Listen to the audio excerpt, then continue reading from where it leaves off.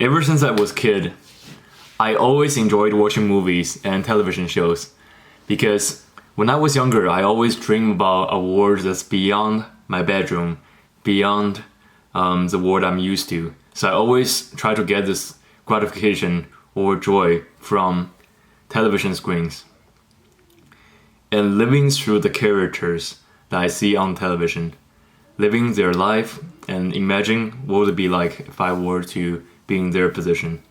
So I always had this really strong urge to really enjoy TV shows and movies, anything that's in the media that's very attracted to me. And throughout my entire life, I've watched like countless movies. I cannot even count how many movies I've watched in my entire life. There's so many of them. And then I remember most of their plots and I know like what exactly happened in a movie. I know a lot of directors. I know their signature styles. I know what makes their movie special and which movie from each director, in my opinion, is the best. So I know a lot of knowledge on movies and TV shows. But recently, I've taken a step back. I stopped watching a lot of movies and TV shows. Here's why: because I find spending too much time and effort on my entire focus throughout my day on something that's external to me, something that doesn't directly relate it to my life, is somewhat of a waste of time. Let me explain. I understand that watching movie is sometimes very kind of a spiritual experience. So when you're watching movie, you're always putting your consciousness into another person's body. So in this case, it will be the character in the movie's body or the director's eye, director's view of the world. So you kind of like travel outside your body and then be a part of another experience, which is exactly the same thing as a lot of other media does. So for example, like when you play a video game, it's very obvious that you're transferring your consciousness to a character's consciousness and you're controlling this character as your avatar to navigate the world of the video game. For example, if you play Witcher 3, which is an open world game where you actually interact with villagers, royalties, you walk around, talk to people, and then hopefully you fight some demons as well in that video game. So in those video games, you're obviously portraying another character. You're being someone else other than yourself. But you're leaving behind your body and your own physical self in, for example, a room where you're playing video game. You're not improving actively on your actual physical self.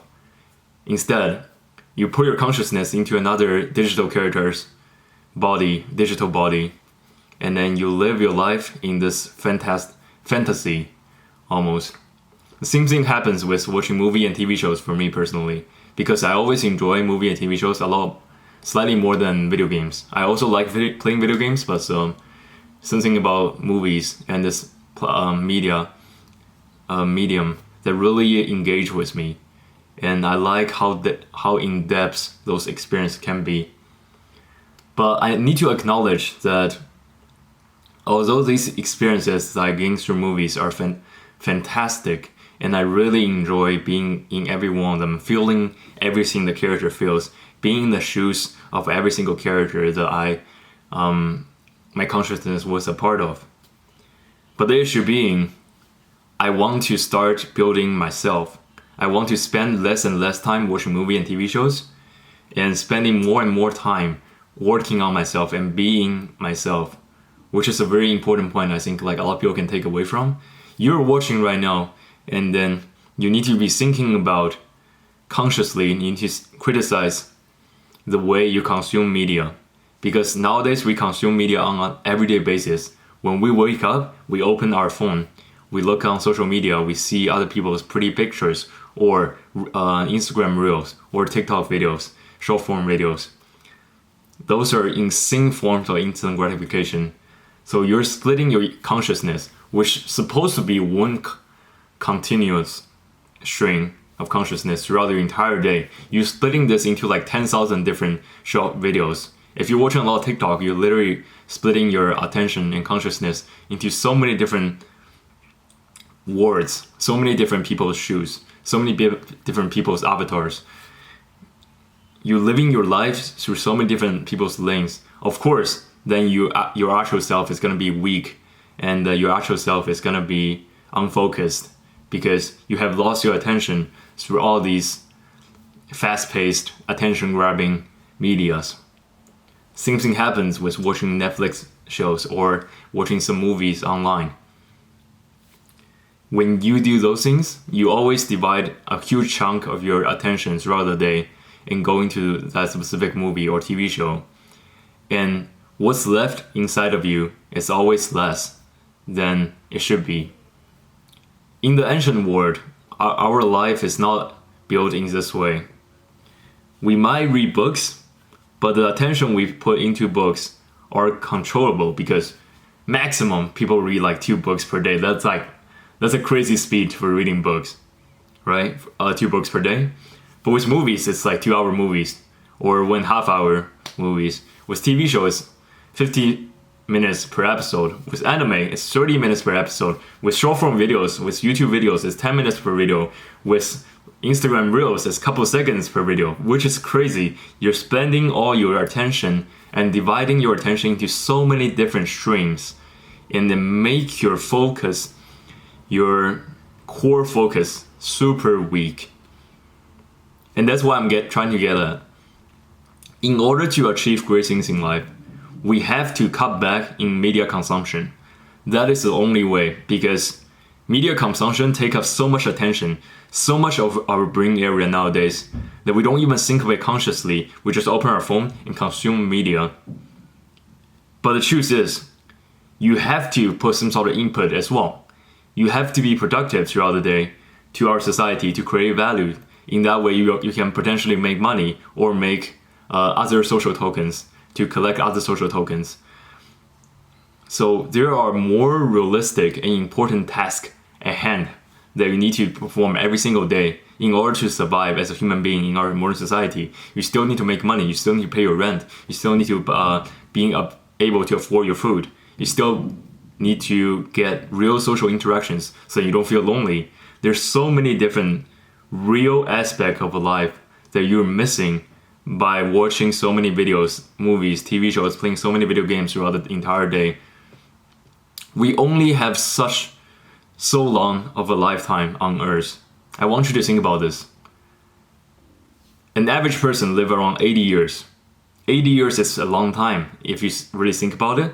But in truth, if you're spending all these 80 years, spending 2 hours per day watching movies, spending 8 hours per day on your screen time, on your phone, in a digital world, you're missing out on so much that this world has to offer. There's so much out there that's so beautiful and fascinating, and you can be a part of it physically if you choose to. You can travel the world. It's actually not expensive to travel the world nowadays. You go on get cheap plane tickets with like under $100, and you go live in a cheaper hotels or cheaper rental places than the country you're currently living in. So it might be even cheaper than the rent you're paying right now to travel the world. There's so many new experiences that you can gain throughout your entire lifetime, physically, in person, as yourself, right? And when you're physically participating in society, you can make a huge difference. You can make an impact of the society that you cannot make through video games. So for example, if you play a video game and you're super good at it, maybe in this video game. So personally, I used to play Total War 3 Kingdoms. So essentially this is a game where you pretty much conquer your entire country and then manage your country and then do a lot of like micromanagement throughout the game. It's stimulating the sense of a ruler, the sense of a king. But in a way, it's still phony. It's a pretentious sense of a king because in the real world, you're not a king. You literally, although you're conquering like different wars, killing a lot of like groups of people, and then attacking different countries, cities in the game. But those doesn't transfer directly into real life because in truth, you're just a person sitting in your bedroom playing video game, just interacting with like digits and data on your computer that you feel like it's a real world, but it is not, because outside it, outside of the video game, you're nothing. You didn't improve yourself. Also, you learn the skill of how to micro manage a fictional country or a video game country. You know, it doesn't really apply to, for example, micromanaging a real country, managing a country like China. This is completely different ball games. So you don't actually learn that much from playing these video games, and you don't actually learn that much from watching all these movies. Although you could learn something, but you're spending 1.5 hours, a minimum time, to learn this information. And sometimes in our modern world, you can go out there and then physically learn that skill, learn the information with way more efficiency if you were to watch a lot of movies, documentaries, and consume this kind of media.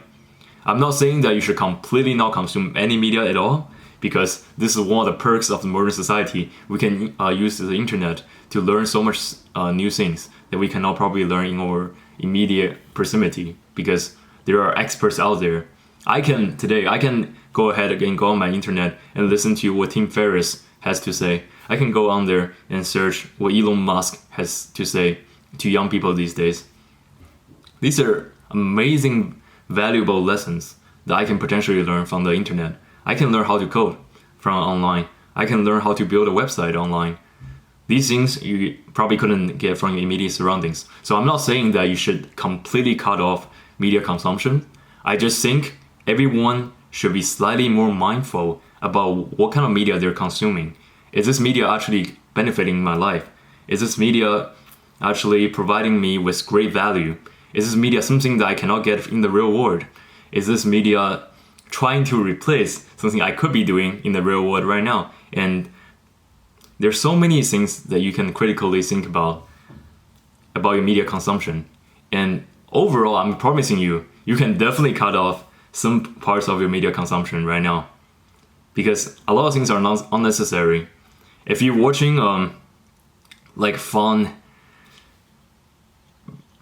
reality TV shows, like, do you really need to watch them? You can also get entertainment from so many other things. For example, talking to your friends, talking like even gossip to your friends, which is not constructive, but it creates a similar kind of feeling. But it makes you more fulfilled because it's social in its nature.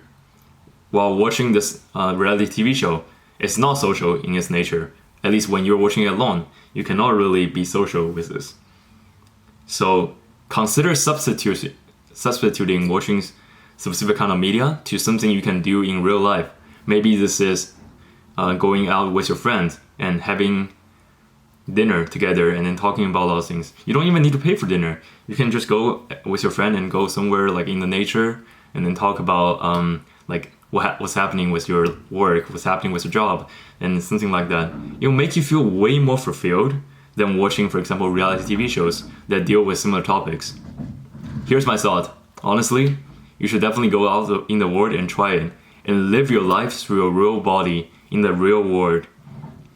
I promise you, you'll gain so much more from just doing this one simple thing, substituting being in the digital world with being a part of the real, breathing, living community. Thank you. See you in the next one.